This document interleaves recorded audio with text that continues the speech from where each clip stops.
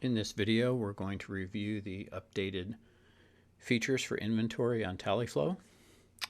So as you can see on the screen, the first thing we need to do is select a zone. So what we're going to do here is initially just put some assets into a zone. So I will pull the RFID trigger quickly here and get a few assets here.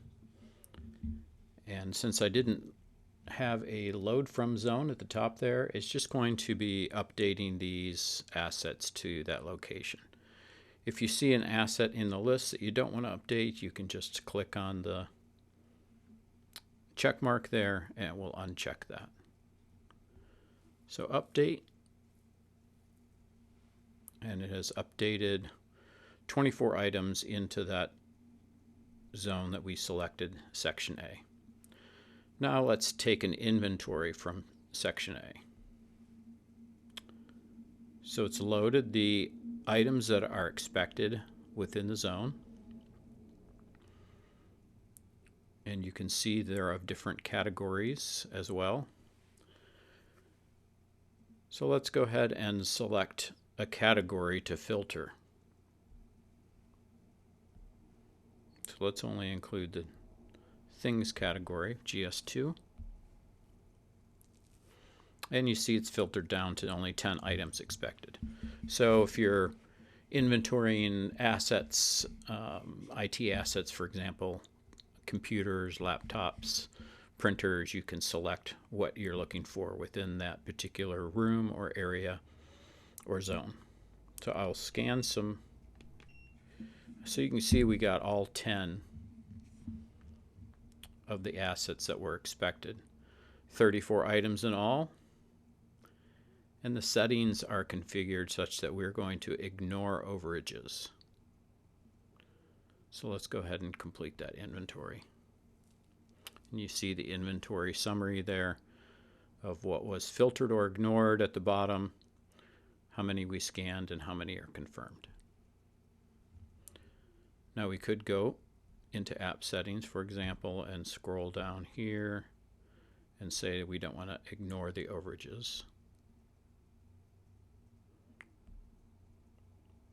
And let's say this time we want to move the assets from section A to shipping department. So we go ahead and scan again, and you see that we've got total scans confirmed and some overages. No additional tags are expected. So let's go ahead and complete that inventory.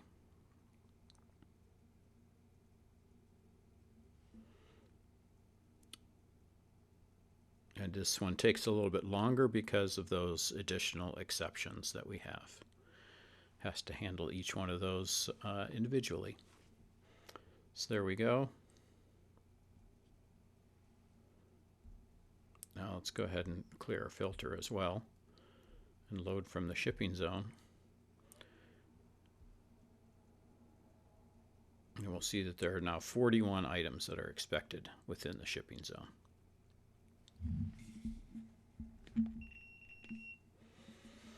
We got most of them. There are 5. They're not there. They're still expected, so those will show up as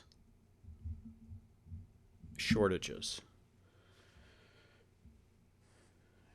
And that's as easy as that in terms of moving assets. So we can go ahead and refresh here. Actually, there's not going to be much to refresh because I moved them back to shipping. But we can look at the events and see what has come in. If we go over here to exceptions, we can see the exception reports. So for this latest one, we had the shortage of 5, and it'll show you those 5 tags that were a shortage. And we have an overage of these tags.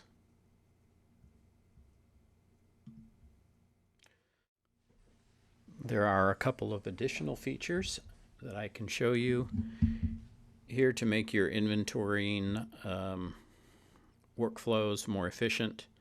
One is, let's go ahead and pull a trigger, and we can see that on that brief pull, there are still many that are expected. So you can long press on one of those assets and click the Locate tab. And it'll go over to the screen here and start beeping when you're in the vicinity of that tag.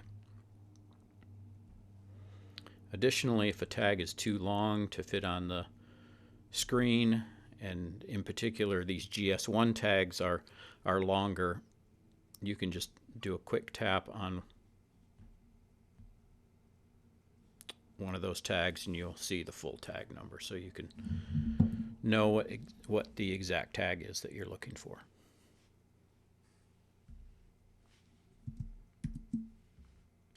It's just a quick example of using the updated inventory functionality in TallyFlow. And for more information, you can find us at sdgsystems.com/TallyFlow and contact us at info@sdgsystems.com.